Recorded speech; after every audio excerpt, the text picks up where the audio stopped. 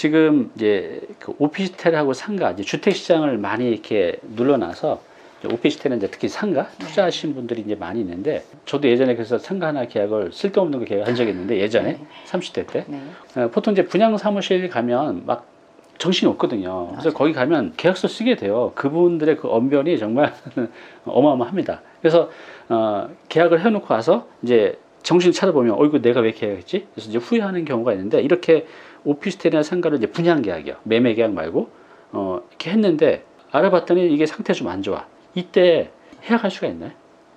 이거 너무너무 질문 많이 받고 있어요. 주로 대로변에 이렇게 지나가시다가 휴지 네. 받고 네, 잠깐 가서 설명만 듣고 와라 네. 하면 뭐 그런가 하고 시간이 있어서 들어갔다가 덜컥 계약까지 하고 오시는 거죠. 제가 그랬어요, 예전에. 그래서 이것도 계약이라서 사실 원칙은 제가 앞서 말씀드렸던 그런 계약을 파기할 수 없다는 원칙을 그대로 적용이 되는데요. 네. 분양 계약자 입장에서는 이 분쟁을 만드는 걸 싫어하는 경우들도 많이 있거든요. 그러겠죠. 그래서 어느 정도 선에서 협의를 하거나, 그러니까 돈을 조금 넣었다면 그 돈의 일부만 돌려받는 선에서 뭐 해제를 하거나 네. 그런 식으로 이제 협의를 해볼 여지는 충분히 있어요. 협의요. 네, 그걸 협의하는 단계에서 전화로 뭐 안 하겠어요라고 한다고 해서 바로 파기되는 경우는 거의 못 봤고요. 근데 거의 다 안 해줄 것 같은데요. 네. 협의를 해도. 근데 이제 내용 증명을 보내서 음. 이 당시 설명 들었던 내용이 되게 사기에 가깝다라는 거를 입증을 하면은 이제 분양 대행사, 보통은 이게 거기서 계약하는 그 직원들은 시행사 직원은 없어요. 다 분양 대행사 직원들이거든요. 네. 그럼 분양 대행사들은 분양만 대행해주는 사람들입니다. 그래서 그래요? 건별로 몇 건 계약했다 하는 거에 따라서 수익을 얻고 그냥 네. 또 다른 현장에 가서 다른 물건을 분양 대행하시는 분들이거든요. 네.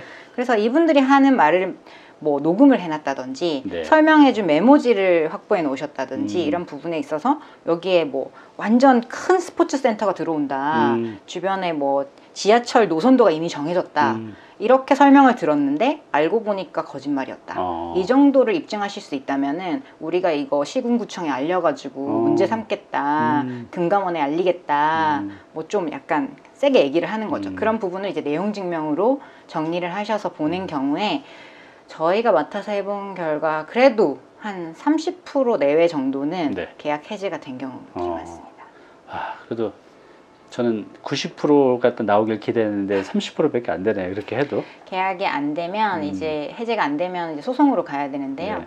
그때는 이제 증거 싸움이라서 그래서, 보통 정신없이 들어가시기 때문에 그 자리에서 녹음하시거나 이렇게 잘 못 하시거든요. 그렇죠. 네. 네. 그래서 좀 어려운 사건이긴 합니다. 하여튼 어딜 들어가거나 모르는 사람 만날 때는 정신 똑바로 차셔야 됩니다. 녹음 준비하시고. 그렇죠? 네. 네. 그래요. 하여튼 이제 그 변호사님하고 얘기하니까 자꾸 이제 힘든 얘기만 하게 되는데 어쩔 수가 없습니다. 네. 또 아직도 기획부동산 사기를 당하는 분들이 그렇게도 많아요. 맞아요. 안 당할 것 같은데 이렇게 얘기하면 나는 뭐 그런 거 왜 당해? 라고 하는데 당사자가 이제 당하게 되거든요. 왜 이렇게 당하죠? 이 기획부동산 사기 당하지 않으면 내가 어떻게 마인드셋을 해야 될까요? 최근에 그 하남시에서 또 크게 터져가지고 뭐 네. 피해자가 한 3,000명 정도 됐다 그래서 3,000명이요? 네, 제가 또 인터뷰도 한 적이 있는데 네. 이 사건도 보면은 왜 속냐부터 이해가 안 되실 건데 네. 이게 마케팅 방법이 거의 다단계 수준이라 그래요. 그래요. 일단은 그 부동산 컨설팅 회사라는 곳을 굉장히 멋들어지게 만들어 놓습니다. TV 광고도 하고요. 인터넷 치면 다 나오게 막 공신력 있게? 네, 대표가 막 언론에 인터뷰도 하고 엄청난 부동산 컨설팅 실력을 가지고 있는 회사인 것처럼 하고요. 뭐 연예인도 나오고 막. 네, 그렇죠? 직원을 뽑습니다. 직원이요? 네, 직원들을 보통 2030 좀 청년분들이나 아니면 주부분들 네. 그런 분들에게 이제 취업을 제안을 하게 되면 다들 좋은 회사인가 보다 하고 들어오시게 되죠. 네. 그래서 그 직원분들을 모아놓고 교육을 굉장히 잘해요. 그 직원분들조차 이 땅이 굉장히 가치가 있는 땅이라고 믿게 됩니다. 확신을 하거든요, 스스로. 네. 그래서 본인도 사고요. 본인 가족들도 사고 그것부터 시작합니다. 세상에. 그러고 나서 지인들을 이제 포섭하기 시작하는 거죠. 그러니까 뭐 나도 샀어요. 우리 엄마도 계약했어요. 이렇게 그냥 자신 있게 하니까 더 적극적으로 하게 되겠네요. 네, 등기부에 직원 이름이 올라가 있어요. 얼마나 좋은 땅이면 직원 본인이 사겠어? 이렇게 생각하는 거죠. 그러게요. 그런 식으로 영업을 하기 때문에 여러분들이 생각하시는 것처럼 뭐 보이스피싱처럼 갑자기 전화 와서 이렇게 영업하는 게 아니거든요. 아는 사람인데 그 사람이 좋은 회사에 들어갔다더라. 근데 그 회사에서 파는 땅을 본인이 직접 샀다더라. 얼마나 가치가 있어 보이겠어요. 그러게요. 야. 그래서 이- 그렇게 영업을 하는 거고 그렇게 되면 말도 안 되는 땅을 엄청나게 비싼 가격에 사시는 거죠. 그죠. 네. 막 어떨 때는 그 차라리 혼자 사면 다행인데 이거를 뭐 어디 이렇게 보면 모임에서 뭐 어디 학원에서 뭐 땅 하나를 가지고 막 20명 30명이 공동으로 사는 경우 그래서 누구랑 샀으면 29명 누군지 모르겠는데 이제 이런 경우도 있는데 너무 이제 황당하죠. 네. 그래서 일단은 모르는 이제 항상 이래야 될 것 같아요. 아무리 이제 그런 좋은 게 있어도 내가 이해가 되지 않으면 일단 그 자리를 벗어나서 그걸 이제 전문가한테 한번 확인만 해도 대부분 이제 막을 수 있는데 항상 이제 그 자리에서 계약하는 게 이제 문제인 것 같아요, 그죠? 네, 맞아요. 만약에 그래도 혹시나 좋은 물건이 들어올 수도 있잖아요, 인생에 기회로. 그런 생각이 드신다면은 이제 상담을 받으시기 전에 좀 확인해 보고 싶다. 그러면 정확한 집원을 물어보셔서 집원, 네. 해당 집원의 뭐 등기부는 당연하고요. 네. 그 토지 이용 계획 확인원을 또 떼보실 네. 수가 있습니다. 뭐 그런 것들 보면은 이게 개발 제한 구역인지 아닌지 네. 이런 부분들이 나오거든요. 네. 그럼에도 불구하고 그 회사들이 무슨 얘기를 하냐면 이게 곧 개발이 될 건데 개발 제한이 풀릴 건데 네. 이게 알려진 정보면 이미 땅값이 오를 대로 올랐을 거다. 우리만 혹하죠? 잡고 있는 특급 정보라서 지금 파는 거다라고 얘기를 해요. 그런데 그 정도의 개발이 이루어질 땅이면 구청에서 모를 리가 없어요. 그렇죠. 네. 그래서 해당 구청에 전화해 보세요. 네. 이러이러한 가능성이 있느냐, 그런 계획이 있느냐라고 물어보시면 정신이 번뜩 드실 겁니다. 그래요. 그러니까 지금 이제 변호사님께서 좋은 정보 주셨는데 여러분들이 어떤 기획부동산에서 뭐 설사 진짜 좋은 땅일 수도 있잖아요. 말씀하신 대로. 그러면 지번을 꼭 받으셔서 이제 찾아가면 더 좋겠죠. 요즘 찾아가면 공무원분들이 굉장히 친절하게 답변을 해주십니다. 그러면은 이게 개발 계획이 있느냐, 언제 있느냐. 그러면 공무원들은 이제 정확히 답변해 주시죠. 있으면 있다, 없으면 없다. 뭐 예정이다, 그죠? 그 말을 듣고 하면 실수가 없을 것 같아요. 네. 그래서 꼭 지번 받으셔서 혼자 판단하지 마시고 가능하시면 전문가 말도 참여만 하시고 실제 가장 의사결정이 확실한 분은 이제 국가 공무원이니까 전화 또는 이제 직접 찾아가서 물어보는 게 가장 좋을 것 같아요. 잘 가르쳐 주십니다. 네, 제가 맞습니다. 해봤거든요. 네, 아주 친절하게 잘, 여기 앉으세요 하면서 그냥 이렇게 보여주면서 잘 이렇게 해주시더라고요. 맞습니다. 바카스 한 박스 들고 왔어요. 저는. 더 친절하신 것 같아요. 그래요. 요즘에 또 이제 아파트 들었지만 그 신축 빌라 있잖아요. 얼마 전에도 TV 나왔던데 네. 신축 빌라 전세 사기. 그래서 그 전세금을 다 날리는 분들이 이제 정말 많은데 왜 이런 것들이 생기고 이런 신축 빌라 전세 사기 정말 많은 서민들이잖아 다. 어떻게 대처를 해야 될까 이런 것들은? 아파트 가격이 너무 천정부지로 오르다 보니까 사실은 내가 주거는 마련을 해야 되는데 전세로 들어갈 수 있는 물건이 거의 빌라밖에 안 남은 현실이에요, 맞아요. 현재가. 네. 그런데 이 빌라의 문제는 시세는 잘 안 오르고 그래서 매매를 원하는 매수인은 잘 없다는 겁니다. 그래서 네. 건축주가 이제 건축을 하고 나면 이거를 어딘가에 분양을 해야 되는데 네. 이걸 분양받을 사람은 없어요. 음, 그런데 전세로 들어올 세입자들은 줄을 서 있다는 거죠. 그렇죠. 네. 이 점을 악용을 해서 예를 들어서 이게 시세가 한 2억도 안 되는 그런 빌라를 지었어요. 근데 팔리지가 않는다는 거죠. 네. 그러면 분양 대행사나 이렇게 좀 사기를 칠 것 같은 그런 회사들을 끼고 이게 마치 3억짜리 집인 것처럼 이제 계약을 합니다. 바지 사장을 내세워서. 그래요. 네. 그래서 그 바지 사장들은 그냥 명의만 빌려주고 돈 받는 사람들이거든요. 그럼 바지 사장을 내세워서 계약서를 3억짜리로 써요.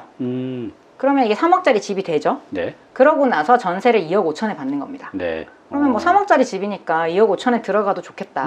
2억 5천짜리 전세, 뭐 빌라도 깨끗하고 뭐 요새 인테리어도 예쁘게 잘 해놓으니까 2030 젊은 신혼부부나 뭐 그런 부분들이 잘 들어오세요. 네.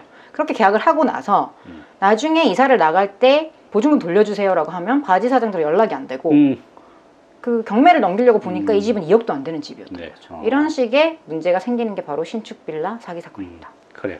아파트 같은 경우는 이제 시세라는 게 있잖아요. 대략 어느 지역, 무슨 동, 몇 평 하면 딱 시세가 있어서 판단하기가 쉬운데 이런 빌라는 시세 파악이 참 힘들어요, 일반인들이. 맞아요. 그러다 보니 거기서 이제 제시하는 그런 매매 가액 기준에서 보다 보니까는 믿고 하는데 이런 것들도 그래도 주변 몇 군데만 이렇게 돌아다니면 기본적인 이제 평균치 시세 파악은 가능하시거든요. 그래서 꼭 그렇게 하셔서 여러분들 전세 계약하실 때 꼭 참고하시기 바랍니다. 네. 그리고 상가임대차 보호법이 좀 더 이렇게 강화됐잖아요. 강화됐다는 뜻은 임대인이 더 불리한 거죠. 임차인이 더 많은 혜택을 갖고 있는 건데 이제 저도 몰랐는데 이제 가끔은 임차인이 나가면서 원래 그 권리금이라는 것은 전 임차인한테 주는 거잖아요.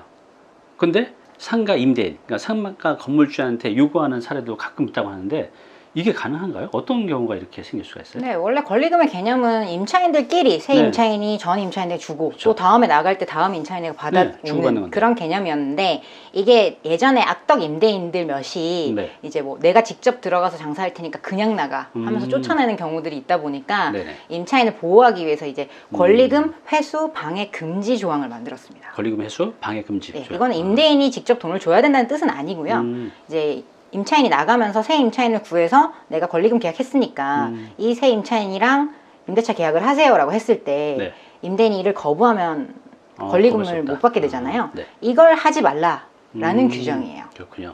입법 취지는 좋은데 저희가 최근에 한 사건들 중에 조금 각색을 해서 말씀을 드리려면은 되게 마음씨 좋은 임대인 분께서 이제 임차인이 뭐 12월이 만기인데 네. 6월쯤에 너무 몸이 아파서 장사를 못 하겠다. 네. 그래서 너무 힘드니까 내가 또 남은 6개월 월세도 낼 여력이 없어서 제발 부탁드리는데 제가 지금 나가면 안 되겠습니까? 라고 한 거예요. 네.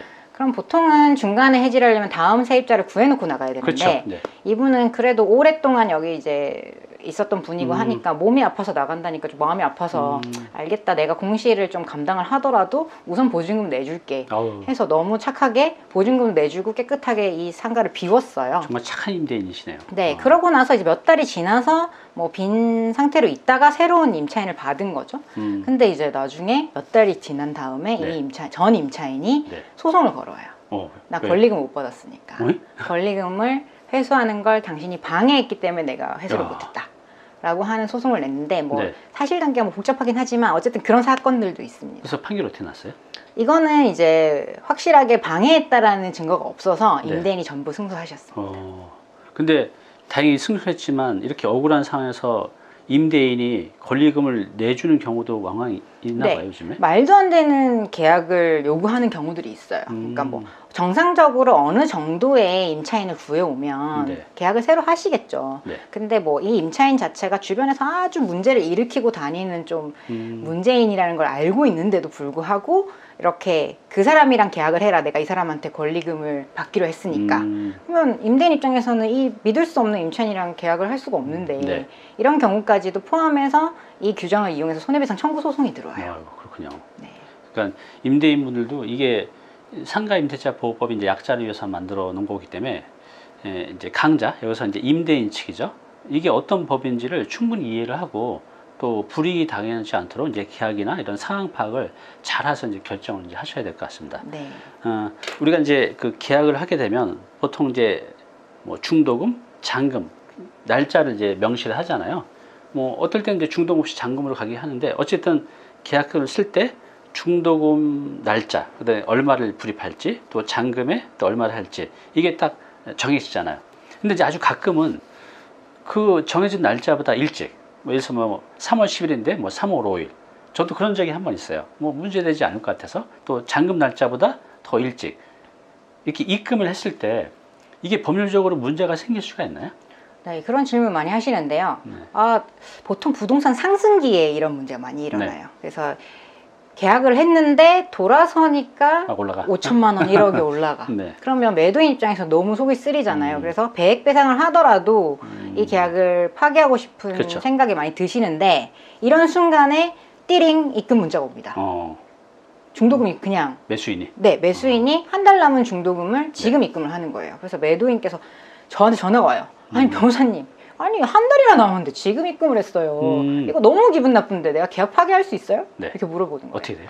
정확히 반대로 알고 계십니다. 계약을 이제부터는 절대 파기하실 수 없게 되는 겁니다. 그 계약 날짜보다 일찍 들어와도? 네. 그래요? 중도금을 입금하는 순간 이행의 착수가 이루어졌다라는 표현을 하는데요. 네. 그래서 계약금, 계약의 기한, 배액 배상을 하고 파기하는 행위를 이제는 못하게 되시는 거예요. 날짜를 어겨도요? 그래요? 그 날짜를 확정적 날짜라고 보지 않고요. 우리 네. 판례는 뭐 돈을 일찍 받으면은 매도인한테 좋은 거 아니야라고 생각하시는 거죠. 그렇군요. 그래서 그렇게 해석이 되는데 이걸 방지하시려면 특약에다가 네. 이제 중도금, 잔금은 몇 월 며칠에 입금을 하되 이보다 먼저 입금하는 것은 효력이 없다. 네. 이렇게 정해 놓으시면 그 특약이 앞섭니다. 그건 이제 강행 규정이 아닌가 봐요. 네. 흔히 말하는. 그러니까 이제 요즘 이게 상승기 때는 서로 이제 그런 머리를 쓰잖아요. 매수인은 이게 해약을 못하게 빨리 입금을 시키고 네. 매도인도 이제 그런 염려가 된다고 하시면 특약에 그렇게 방금 말씀하신 이제 특약 내용을 이제 적어 놓으셔서 이제 방어를 이제 해야 될 것 같아요. 이게 이 계약금이 10%의 또 배액이라는 게 또 어마어마한 거잖아요. 맞아요. 그러니까 항상 이제 조심해야 될 것 같습니다. 이제 요즘 경기가 이제 어렵잖아요. 정말 어려워서 월세를 못 내는 분도 있지만 좀 악의적으로 월세를 이렇게 밀린 사람도 아주 가끔은 있어요. 그래서 임대인 입장, 그러니까 건물주 입장에서 그런 임차인 때문에 마음고생하신 분들을 자주 봬요. 그래서 그냥 다시는 이제 이런 거 이제 안 한다고 하시는 분들이 있는데, 만약 그렇게 진짜 악덕 임차인이 이제 배째라, 난 이제 월세 못 낸다 라고 이렇게 할 때 바로 내보낼 수가 없는 건가요, 그게? 네, 어떻게 해야 돼요? 바로 내보내실 수가 전혀 없습니다. 아, 그래요? 네. 명도 소송을 해서 판결문을 받아서 이제 명도 집행을 하는 방법밖에 없는데요. 시간이 또 엄청 걸리잖아요. 그렇죠. 그래서 이제 상가는 3기, 3개월치, 이제 주택은 2기, 네. 2개월치의 월세가 일단 밀렸다 하면 그냥 바로 소송을 진행하시는 게 맞아요. 왜냐하면 소송 기간이 길어지기 때문에 그 사이에 보증금 다 까먹고 이제 그러면 임대인분들이 손해를 보시거든요. 이런 과정들이 다 싫다 그러면 아예 계약 단계에서 재소전 화해라는 절차를 밟으시는 방법이 있어요. 이게 무슨 말이죠? 아예 재소전, 그러니까 소송 가기 전에 둘이서 화해를 해놓는다는 거죠.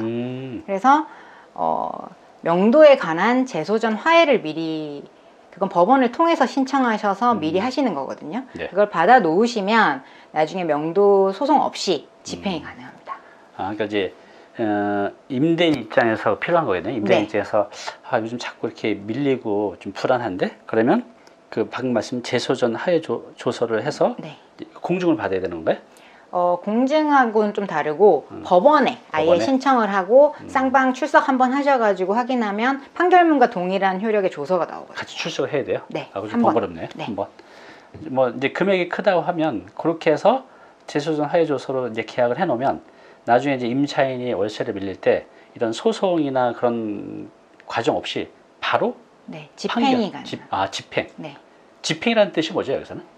집행은 이제 판결문 같은 걸 집행 권원이라고 하는데요. 네. 그걸 가지고 이제 법원에 집행 신청을 하면 법원 집행관 네. 공무원분이 나오셔가지고 열세공 불러서 그래요? 문 따고 이삿짐 센터 불러서 물건 다 드러내고 컨테이너에 물건 다 집어넣고 이걸 비워주는 게 명도 집행이거든요. 무섭네요. 네. 근데 임대인이 직접 하면 그건 불법인 거죠? 임대인은 자가로 하면은 그건 주거침입에 여러 가지 걸리겠네요. 네, 절도에 난리가 나겠죠. 절대 안 됩니다. 네.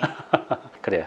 오늘 이제 조세웅 변호사님 모시고 우리가 살면서 이런 건들은 여러분들이 분명히 한두 번 이상은 경험하게 되실 거예요. 이때 내가 이제 어떻게 대응하고 준비하냐에 따라서 정말 많은 그 눈물을 흘릴 수도 있고 아니면 이제 기쁨의 미소를 지을 수도 있는데 미리 알고 계셔야 됩니다. 우리 조세웅 변호사님의 이거에 대한 좀 더 자세한 강의는 우리 잉클에서 이제 강의를 하고 있으니까요.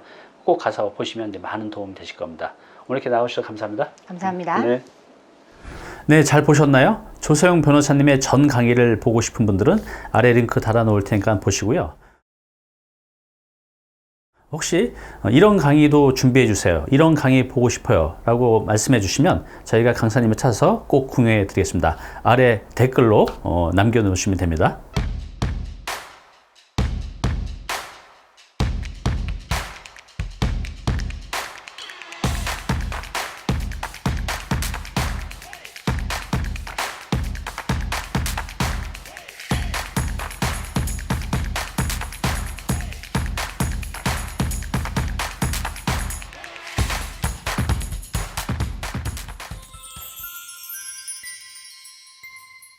네, 오늘 정보 도움이 좀 되셨나요?